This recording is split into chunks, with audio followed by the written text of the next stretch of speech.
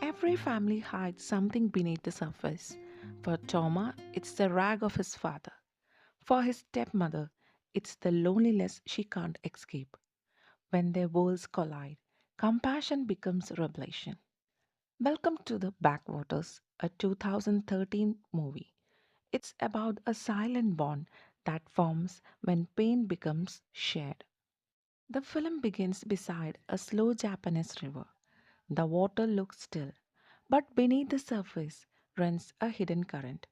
The same quiet turbulence that fills the lives of Toma, a teenage boy living with his harsh father, Modoka. His mother left years earlier, and what remains is a house ruled by anger. One day, Madoka brings home a young woman named Totoko. She becomes Toma's stepmother. Quiet and polite, she tries to bring warmth in a house that has forgotten tenderness. She prepares meals, greets Toma gently, and tries to keep peace between father and son. But Madoka treats her with the same cruelty he always shown to others. The sound of shouting and breaking things fills their night, and the walls of the small house seems to close in. Toma observes all this in silence, carrying the weight of helplessness. Totoko, meanwhile, senses that the boy is just as victim as she is.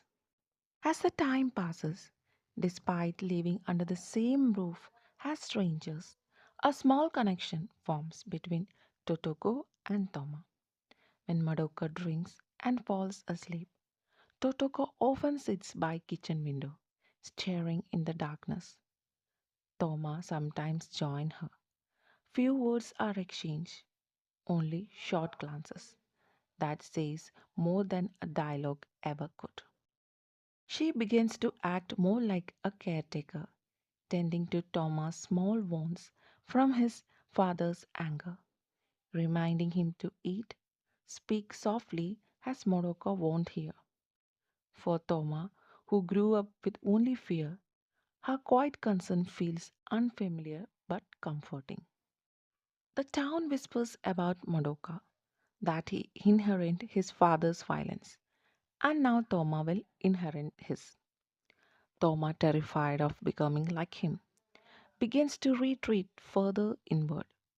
He spends time by the river, throwing stones, watching his reflections break apart in the ripples. The stepmother often finds him there and sits beside him.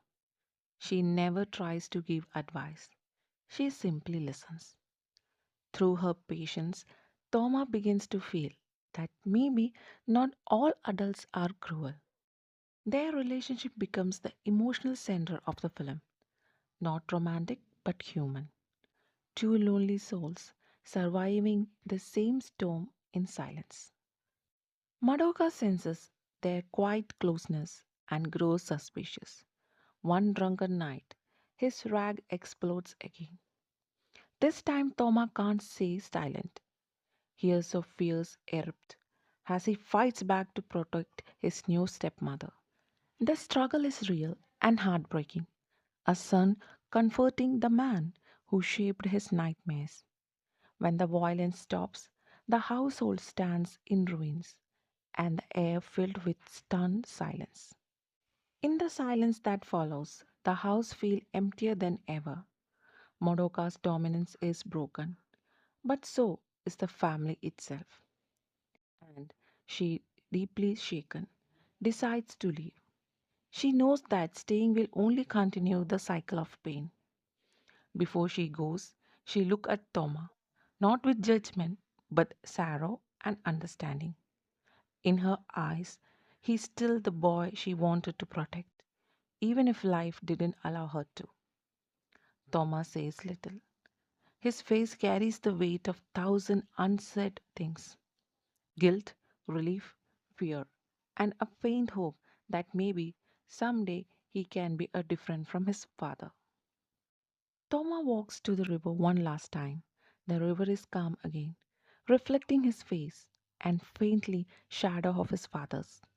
He understands that the current of violence will always exist beneath the surface.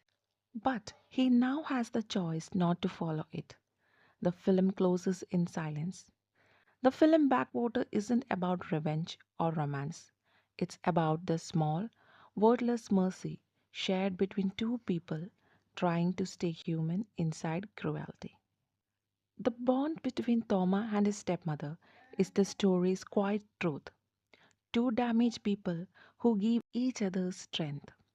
The film suggests that understanding, even brief and wordless, can be enough to break generations of cruelty.